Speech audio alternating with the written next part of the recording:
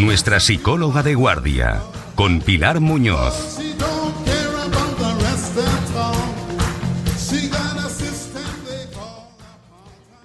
Bueno, pues ya estamos de regreso después de ese boletín que hoy venía especialmente interesante y ya ha llegado con nosotros nuestra psicóloga de guardia. Muy buenas noches, doña Pilar, ¿de qué vamos a hablar hoy?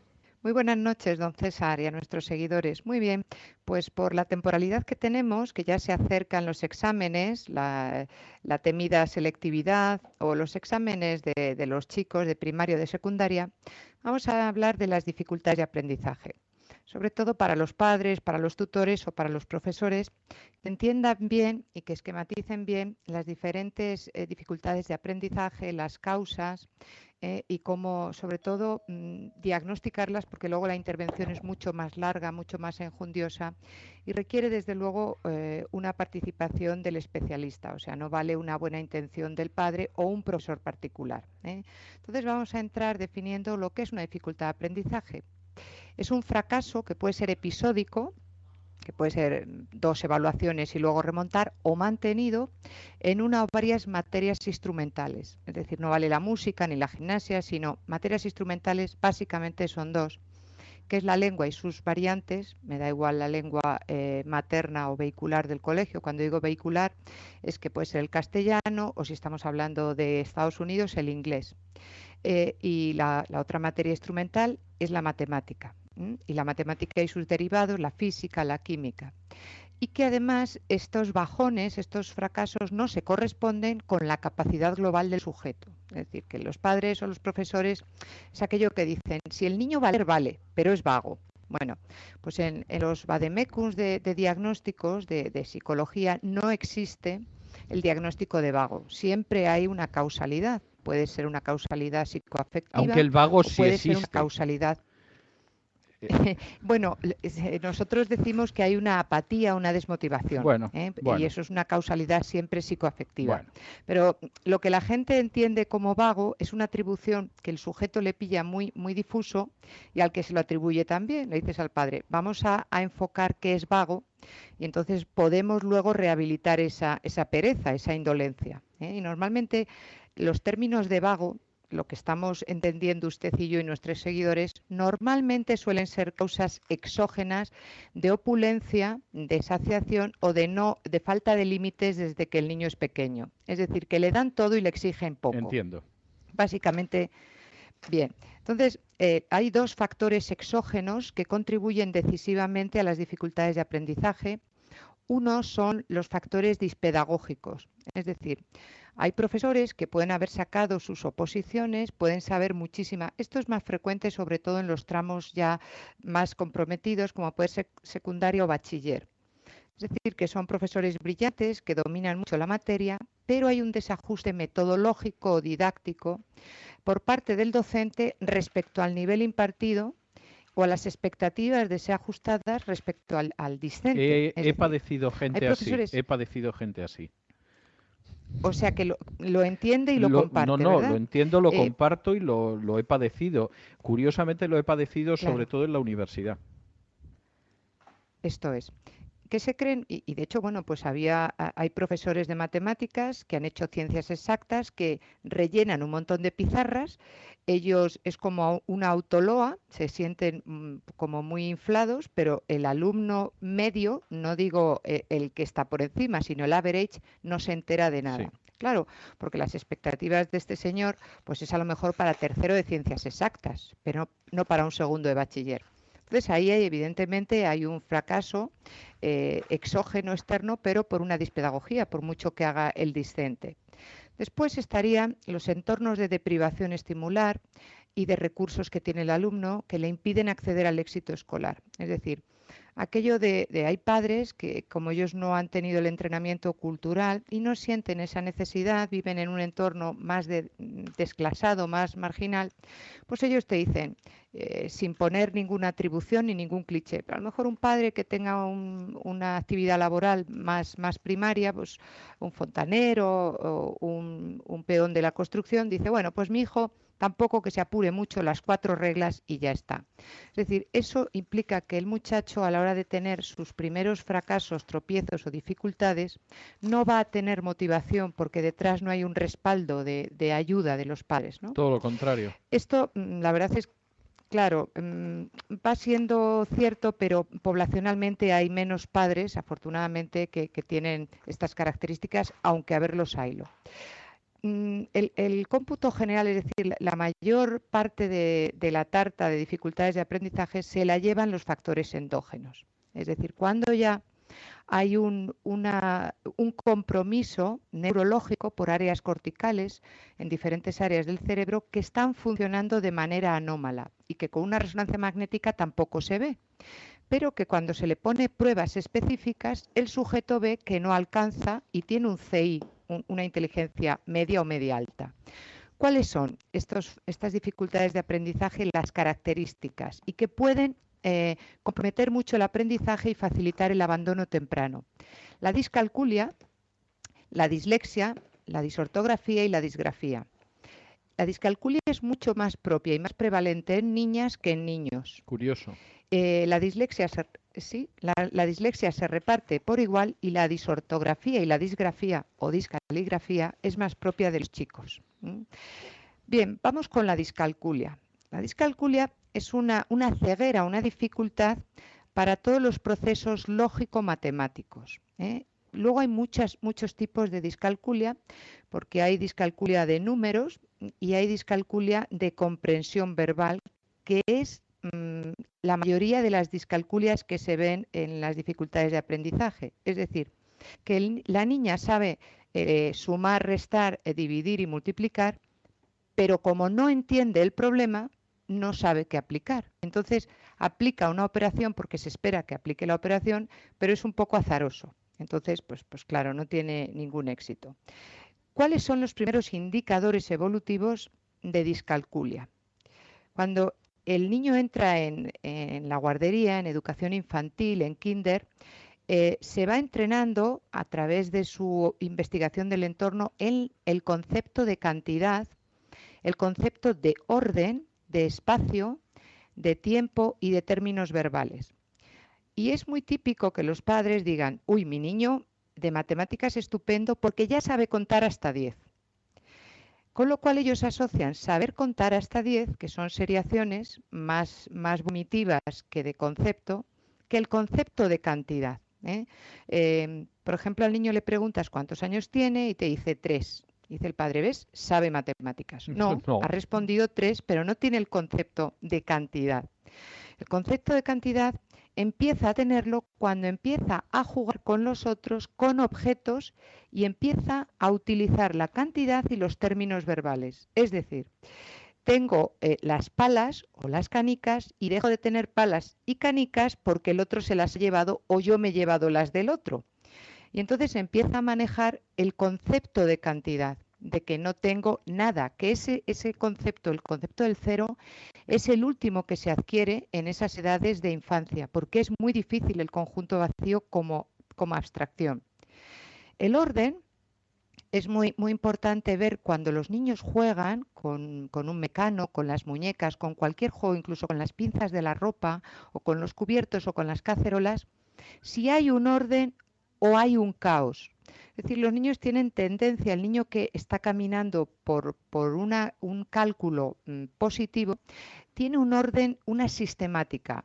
Pone, por ejemplo, cuchara, tenedor y cuchillo y vuelve cuchara, tenedor y cuchillo. O pone todos los cuchillos juntos, luego todas las cucharas juntas. O incluso hacen un dibujo geométrico con esas seriaciones.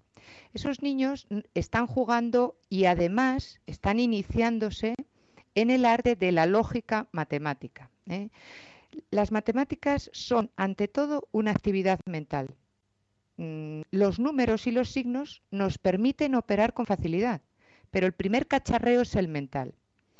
Así pues, el niño, antes de llegar a la pizarra y de hacer las cuentas, porque los padres asocian el momento de matemática con las cuentas en la pizarra, pues no.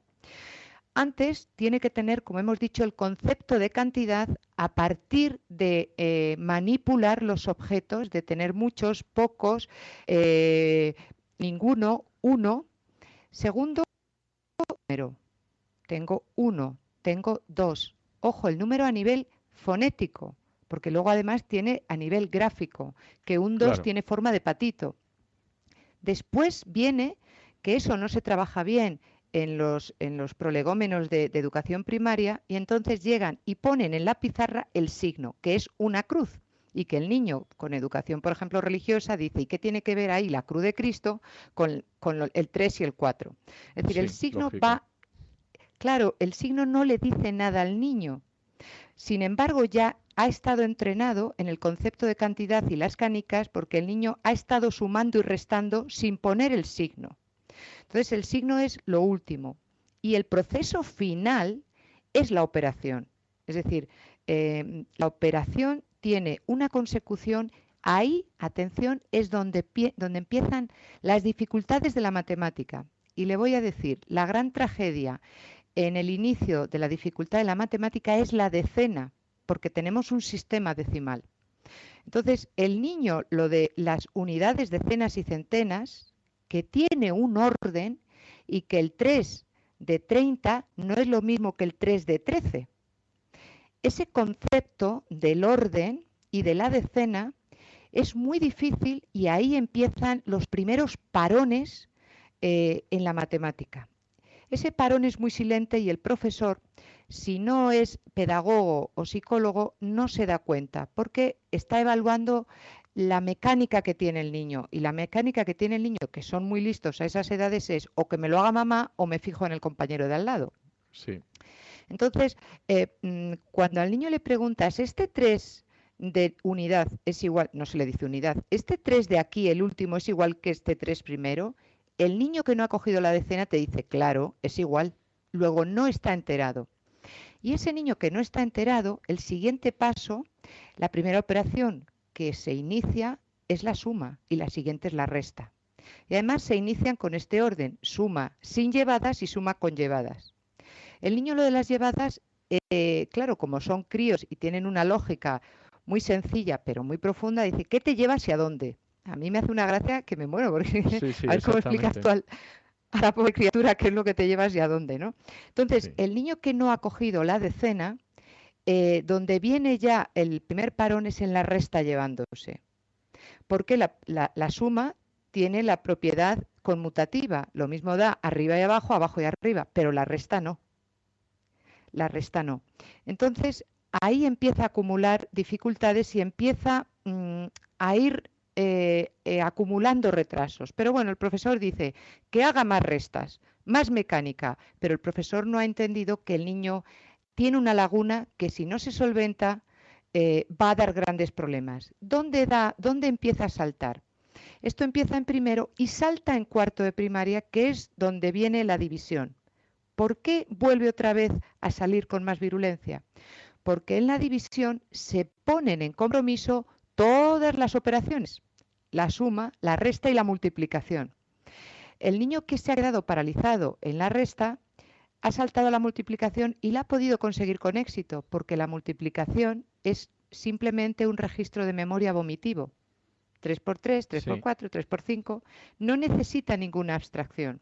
Ahora, en la división necesita poner en marcha y de manera coordinada todas las operaciones previas. Y ahí vuelve la gran tragedia. Este tipo de discalculia se va perfilando como una discalculia numérica, es decir, con las operaciones. Y luego además, la discalculia de comprensión verbal siempre tiene que ver con la dislexia o la comprensión del lenguaje. Porque cuando un niño lee en un recipiente hay tal cantidad de líquidos, el niño dice no lo sé hacer. Y claro, lo que hay que preguntar es qué rápido ha dicho no lo sé hacer. Sí. Si al crío le dices ponme el dedo donde tú tengas el problema, te va a poner el dedo en la palabra recipiente, porque ya le Claro, está obturando claro, todo lo claro, demás. claro. Si le dices cacharro, ya sé lo que hay que hacer. Claro, los problemas además están formulados por parte de las librerías, que yo no sé quién demonios hace los libros, Yo que es que sí, yo sí. verdaderamente... Yo sí, y en muchos casos no es quien debería, pero bueno. Claro, pues dices, pero esta persona, hombre, con lo fácil que tiene a mano eh, muchos ejemplos y mucha semántica de la vida del niño, ¿no? Hay dos ejercicios que propongo para papás que nos estén escuchando y que tengan niños entre los 3 y los 7 u 8 años, un ejercicio madurativo del Gran Piaget, que es el de conservación y el de distancia. Se coge una bola de plastilina, que lo tiene que ver siempre el niño, y entonces esa bola, ¿has visto esta bola? Pues sí, hay una bola, ¿verdad? Sí. Y esa bola lo tiene que hacer el niño, manipular el niño. Esta bola vamos a hacerla más pequeñita. Y se pregunta al niño que es aquello de que pesa más 1 kilo de paja, 1 kilo de hierro. Sí, exacto. Y entonces el crío va a decir que hay más cantidad como peso molecular en las bolitas que han salido del mismo peso que tenía la gran bola. Sí. Es decir, todavía no está madurativamente preparado para la lógica matemática del colegio. Y luego otro ejercicio es el de la distancia. Esas mismas bolitas de plastilina, si las ponemos todas agrupadas y luego las ponemos las mismas a distancia, el niño dice que hay más cantidad de bolas a nivel visual cuando están juntas que cuando están separadas. Con lo cual, si estos conceptos no están integrados, el niño no tiene la consolidación del aprendizaje, que es lo que evalúan los profesores, la consolidación, no la acción ni la repetición, sino la consolidación. Y la consolidación tiene que darse primero en los entrenamientos de clase y después en los entrenamientos vía deberes o vía implicación de los padres, porque no solamente es ponerles el videojuego de Pingú, sino estar con ellos, porque cualquier tarea en la cocina, en el campo, con la bicicleta, se está descubriendo el entorno matemático, las distancias, las proporciones, pero claro, para eso uno tiene que estar muy pegado a la evolución del hijo. Ha quedado la parte de matemática Yo más o creo que menos bastante clara, sí. bien. Pues ahora vamos con la dislexia. La Le dislexia, quedan a usted 3 minutos mal contados, ¿eh? Eso también se lo digo. O sea que pues entonces vamos a esto, ver qué hace usted con la bien, dislexia. con la O sea, dislexia. Bueno, tradicionalmente empiécelo se y ya lo definía, concluiremos. O sea muy bien, que pues tradicionalmente se definía como las dificultades en la dicción o en el habla, pero ahora esto se considera como la disartria o la disfemia, es decir, dificultades en el aparato fonador o las disfemias, que son las tartamudeces. Entonces ahora el peso más de la definición está en dificultades en una lectura eficaz, ¿no? No en un analfabetismo funcional, que puede leer muy bien la gente y no enterarse de nada, sino unos lectores inhábiles, ¿no? Hay básicamente dos tipos de dislexia. Una evolutiva o del desarrollo, es decir, que el niño no consigue deletrear o escribir con facilidad y es por una neurológica, por un retal. Niños con gafitas o con estrabismo, casi seguro que van a tener este tipo de dificultades. Niños, atención, que no gatean, tienen dificultades en la adquisición del esquema corporal, porque si algo tiene la escritura y la lectura es direccionalidad. No es lo mismo leer en un idioma de pictogramas, el chino o el japonés, que en un idioma árabe, que en un idioma de izquierda a derecha. Entonces, el niño que no tiene adquirido el esquema corporal, básicamente la derecha, la izquierda, arriba y abajo, es fijar, por ejemplo, se puede confundir con una B, con una D y con una Q. Y también retraso en la coordinación de movimientos epicríticos. ¿Qué son los epicríticos? Los movimientos finos de precisión. O sea, el niño antes de escribir o de leer ha tenido que matarse, cuando digo matarse es en casa y en el cole y en el campo y en la playa, a colorear, a rellenar, a recortar, a doblar, a todo eso que hacen los niños con las manitas, que un caramelo lo desmenuzan y empiezan a hacer bolitas. Bueno, pues eso, esa coordinación y esa consolidación es una base fantástica para que el niño esté maduro para la lectura y para la escritura. Entonces, los padres que enseguida se preocupan, que pasan rápidamente al niño de la cuna al tacatá, es un error inmenso, porque no dejan establecer primero la visualidad del niño o la visualización, porque pasa del patrón horizontal de la cunita al patrón vertical del tacatá, sin pasar por el plano medio del gateo. Eso que parece que es, bueno, pues que es una tontería o que es nimio, tiene una importancia extrema, porque en las rehabilitaciones de la dislexia, luego en consulta tenemos que volver a trabajar con linternas los 3 planos para que el niño pueda fijar la fóvea, que es la parte central del ojito, para que pueda capturar el momento de leer es la grafía central y el anterior y el posterior. Para Bueno, que eso tenga ya una lectura eficaz. tendrá que contárnoslo la semana que viene, porque nos hemos quedado sin tiempo.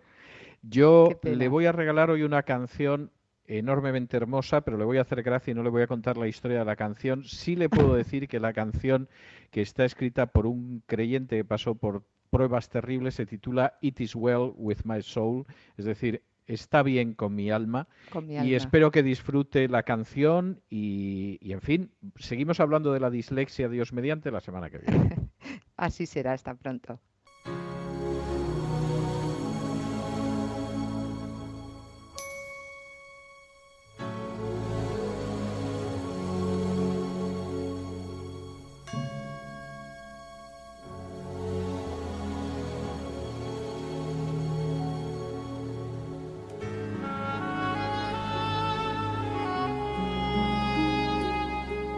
When peace like a river attendeth my way, when sorrows like sea billows roll,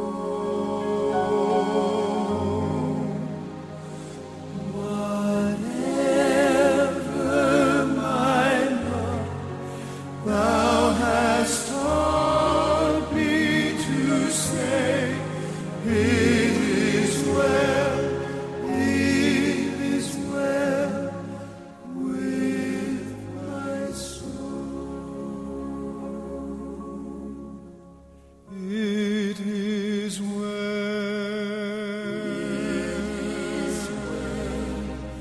with my soul. It is well. Y con estas notas de esta hermosa canción hemos llegado al final de nuestra singladura de hoy de La Voz. Ya lo saben, les esperamos mañana, Dios mediante, a las 8 de la noche, hora española, y la redifusión, como siempre, será a las 7 de la mañana, hora española. Y como siempre, nos despedimos con una despedida sureña. God bless ya, que Dios los bendiga. Fonoteca de la Voz en Internet. Encuentre todos los programas en el podcast de radiosolidaria.com o en cesarvidal.com.